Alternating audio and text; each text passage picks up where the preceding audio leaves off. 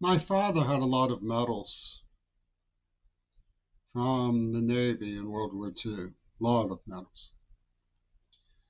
My grandfather had the signatures from the whole staff of the St. Louis Post-Dispatch on his retirement card, which was a drawing by the staff artist of him. How it happened that Zionists and their fellow travelers in Pittsburgh managed to take me out, torture me, and disable me for life as a very little boy in the boondocks of Pittsburgh. It's hard to guess. That was organized is very clear. I was afraid of getting in trouble because someone much older than me had shared some marijuana with me.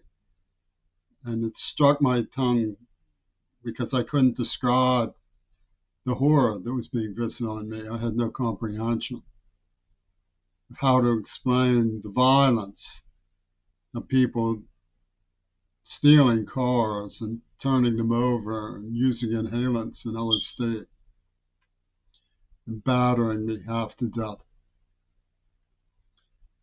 dragging me through glass, as they sportingly put it.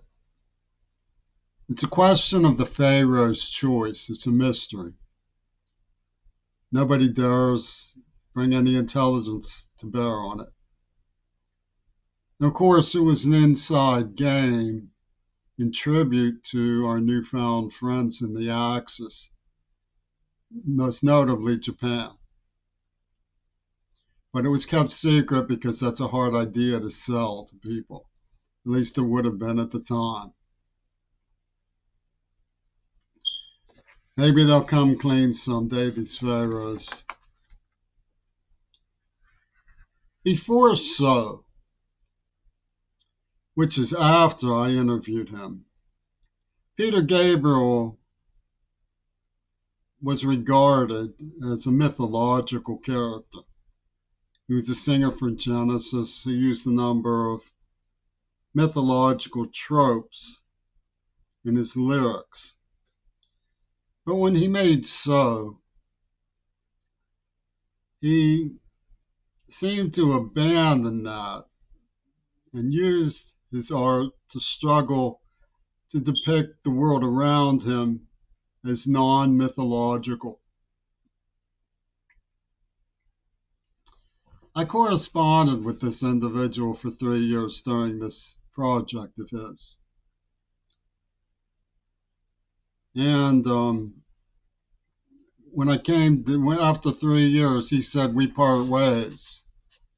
I was tear gassed in my home, and it led to a 2-year ordeal of homelessness.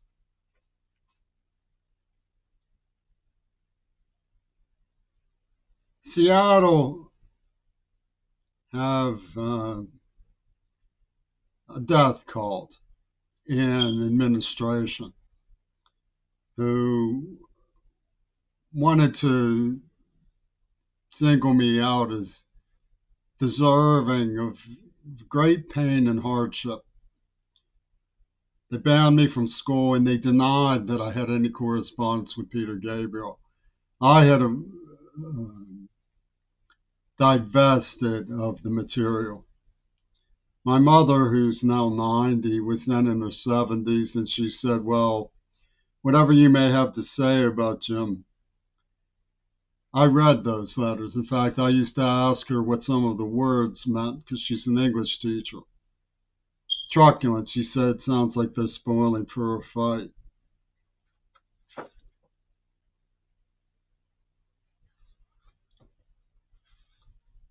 But these individuals had in mind the idea that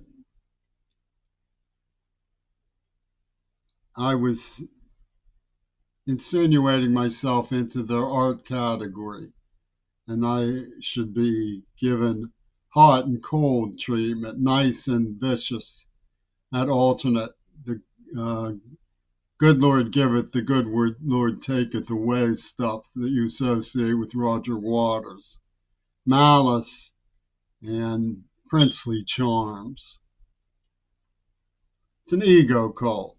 But of course, I was writing poetry. I memorized what I remember of The Raven at the age of 9. It had long before these creepy people began to insinuate into my life the way they have and the way they did. But they regard what they did as a form of manipulation of the psyche. A man named Les Rackle, Rackl, who I think was in Amnesty International, once told me it sounds like abuse of a symbol. And that indeed is what it was abuse of a symbol. And the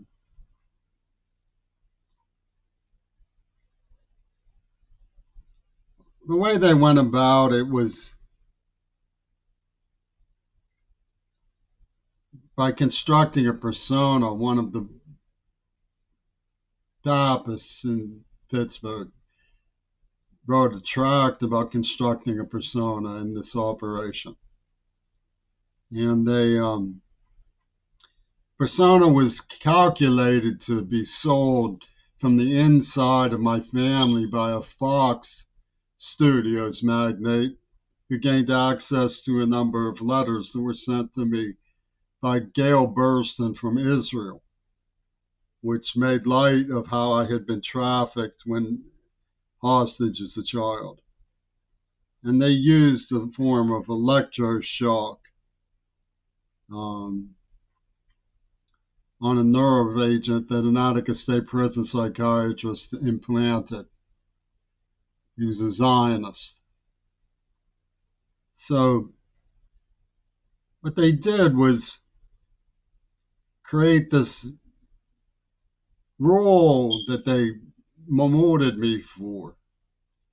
And so, and of course, Robert Fripp was writing to me. I was giving what he wrote to me back because I couldn't keep it safe. I couldn't keep myself safe. But he was into unlikely characters, and he told Eno, and Eno told Putin. The University of Pittsburgh sort of giggled with Dugan. It was a green trope. The idea of suppressing what Gail Burston had done and what she meant was put into play in return for the abolition of apartheid by Zuma, who continued to work very closely with the Zionists. And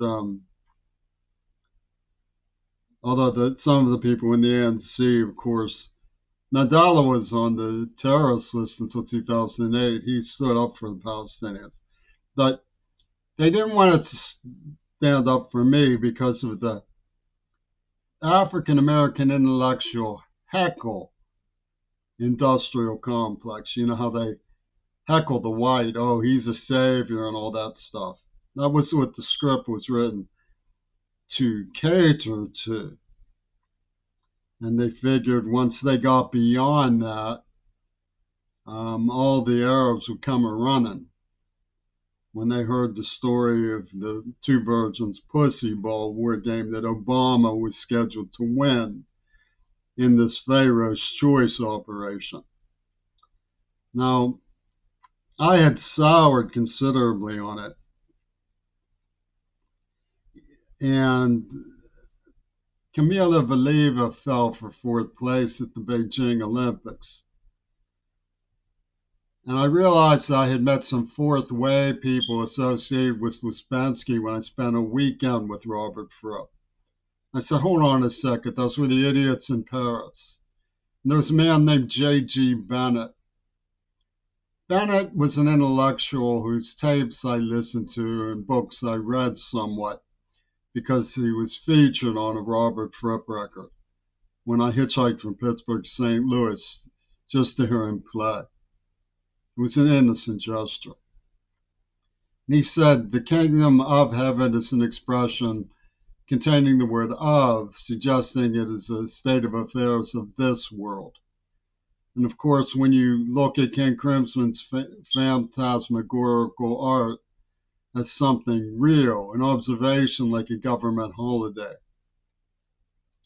Then the idea of it being of this world takes on some pretty frightful overtones. And operationally, they were playing me into this heckle industrial complex. Penis Gabriel wrote a poem with me that ended odds of a cat. You might even say he was the odds of a cat call. And ignoring the full truth, they resorted to selling a tabloid idea that was very smug and associated with what they could claim for Yoko Ono from the script, when in reality, they were the script writers and handlers. Of course, you get Frank Sinatra, we ain't that slick, we ain't that slick, we can't pull Houdini, we ain't that slick. But when you look at the fourth way, it leads to Blythe Sanders in a place called Fayum, a man named D'Annunzio in a crowd called Daiga Loves Ballet Russ, which reached over the generations into Jackie Onassis and Mick Jagger by way of a ballerina named Nijinsky. So it's clear that the fictive release was part of a snuff film, basically, a snuff film. They call Story of the Bird, and they're bringing on the cat calls for Story of the Bird.